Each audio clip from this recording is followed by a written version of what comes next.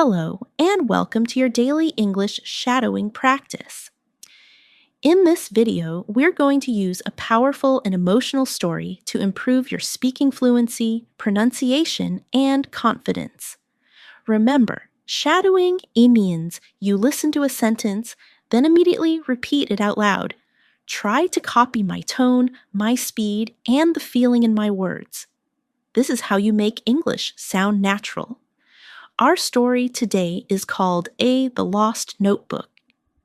It's about a young man named Leo who loses something very precious and how this loss leads him to an unexpected discovery about connection and hope.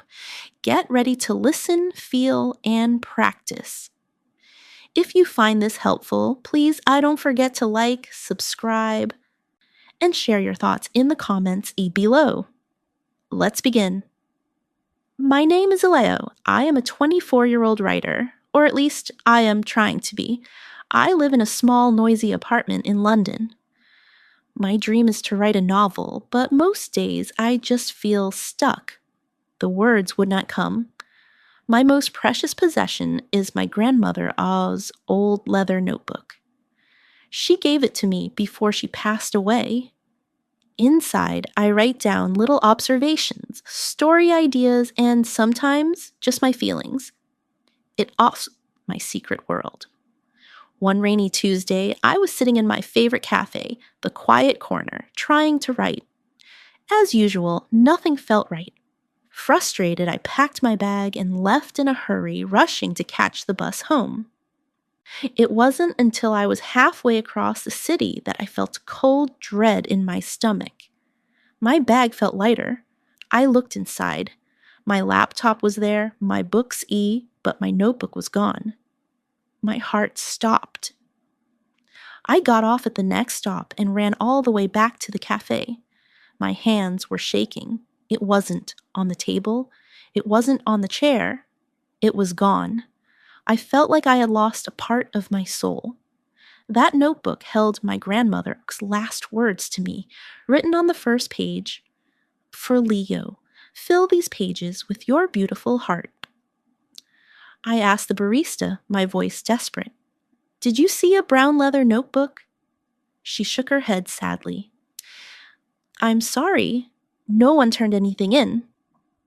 I walked home in the rain, feeling completely empty. The next day, I couldn't work. I couldn't think. I just missed that little book. As a last hope, I posted a message on a local community board online. Lost, brown leather notebook. Very sentimental. Reward if found. I didn't have much hope. 2 days later, an email arrived. The subject line was, "I think I have your notebook." My heart leapt into my throat. I wrote back immediately. "Please, tell me it's true." The person replied. They said they found it under a bus seat. They described it perfectly. They said I could come to pick it up at a small flower shop in a part of the city I didn't know. The next afternoon, I took the long bus ride, my nerves buzzing. The flower shop was called Elena's Blooms. A small bell chimed as I walked in. The air was filled with the smell of roses and earth.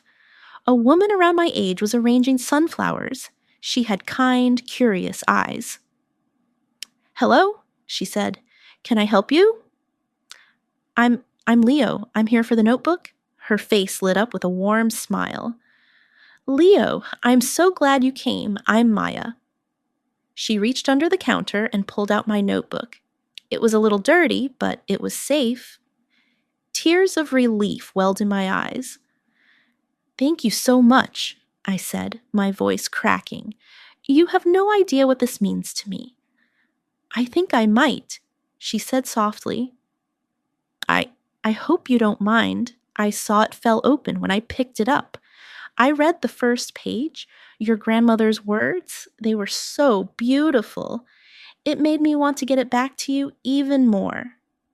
I was surprised, but not angry. Her honesty was refreshing.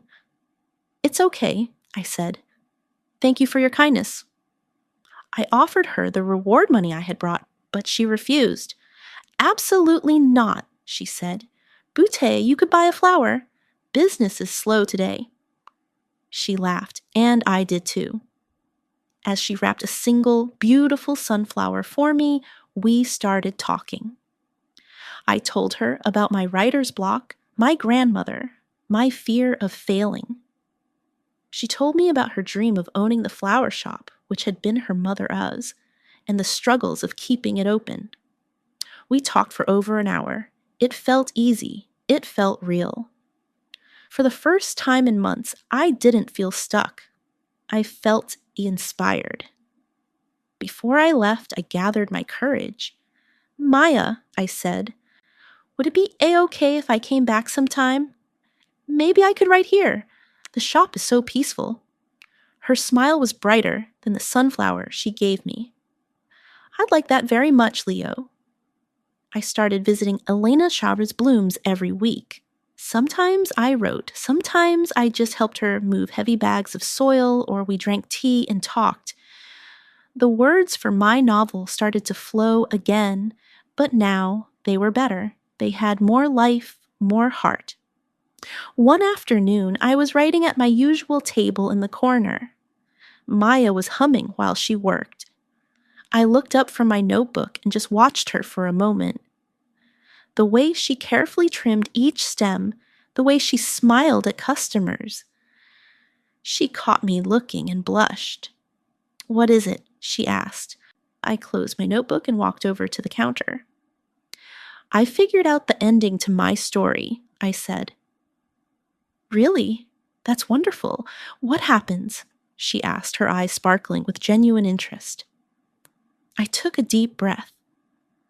The main character thought he had lost everything important, but he was wrong. He had to lose that one thing A to find something even better. He finds a new beginning. He finds the courage to tell the flower shop girl that he was falling in love with her. Maya's hands stilled. The shop was completely silent. She looked at me, her eyes wide and soft. Leo, she whispered. It is true, Maya, I said, my heart pounding. Losing that notebook was the best thing that ever happened to me because it led me to you. A tear rolled down her cheek, but she was smiling. She reached across the counter and took my hand. I've been falling too, she said. That was 6 months ago. I still write in my grandmother's notebook, but on the page after her writing, I've added something new. I've written, and sometimes when you get lost, you find exactly what you were looking for. My novel is almost finished, and it's dedicated to 2 amazing women. My grandmother, who gave me my first notebook, and Maya, who helped me fill it with a story I cannot wait to tell. And that's the story of Leo and his lost notebook. I hope it reminded you that sometimes good things can come from difficult situations. Now it's your turn to practice. Please, rewind the video and practice shadowing. Listen to each sentence. Pause and repeat it with the same emotion. This will help your pronunciation and rhythm so much. I'd love to hear from you. Have you ever lost something important? What happened? Share your story in the comments below. I read every single one. If this story helped you practice English today, please support this channel by hitting the like button, subscribing for more lessons, and sharing this video with a friend who is also learning. Thank you so much for practicing with me. Remember, every word you speak brings you closer to fluency. Keep going, and I will see you in the next video. Goodbye.